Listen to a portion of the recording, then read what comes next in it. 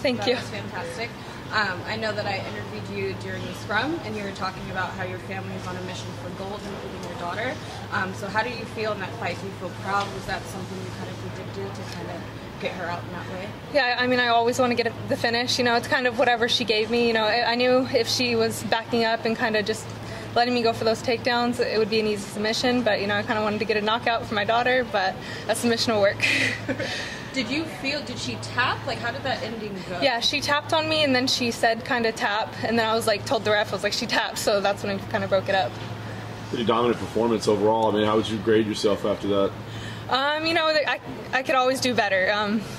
I mean, it was the perfect fight to showcase all of my skills in, honestly. Yeah, I just want to keep fighting tougher opponents and keep moving up the ranks. The chain of submissions to finally get there. I mean, were you shocked at how long she was able to hang in there? I mean, did you feel like it wasn't locked in, or what? I mean, what was going through your mind? Is she just? Yeah, usually when I get that arm bar, and most of the girls, they tap right away. But she was kind of really flimsy, more like noodly, kind of girly feeling. So I was like, I gotta keep going. You know, I gotta either end up on top and finish it with elbows, or move on to another submission. You made it clear. I mean, you just want to keep fighting better and better people. You said in there too, you want a new contract as well. Are you unhappy with where you're at right now, or what? How would you? I mean, yeah, I'm not where I want to be financially. So of course, I want to keep getting more and more money. You know, if I'm going to be on the pay-per-view, I might as well be getting paid what the pay-per-view fighters get paid. Yeah. Where do you think you sit in the division? As we said, it's still kind of sorting itself out. But I mean, where do you see yourself in the positioning there? I mean, honestly, I'm 3-0 in the division. That's the most wins any of the girls have in the division. So you know, I'm right there with the best of the best. Is there a fight that you think makes sense that would maybe demonstrate that for everybody?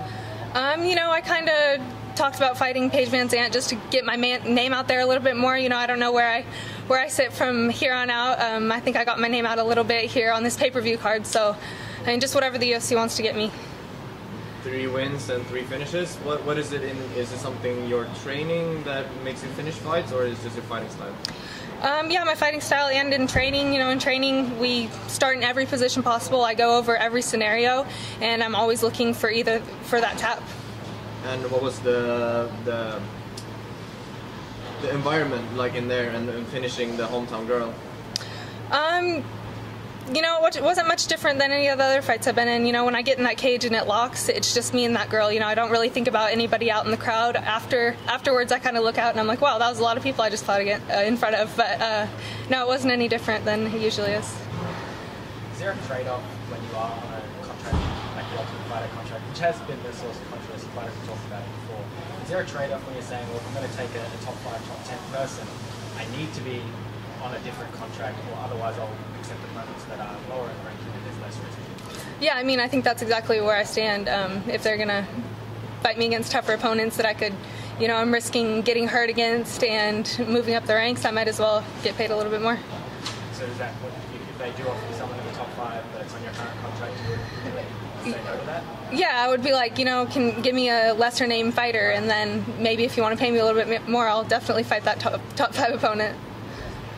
And what do you think about the flyweight champion and Valentina Shevchenko? You know, I think she's very tough, of course. I mean, she's a champion for a reason. She was almost the champion at 35, and, you know, she's a great fighter, and I'd love to go against her one of these days. Right now, are you a full-time fighter? Is that your only job right now? Yeah, I also teach at kids jiu-jitsu, and then I'm a full-time mother as well.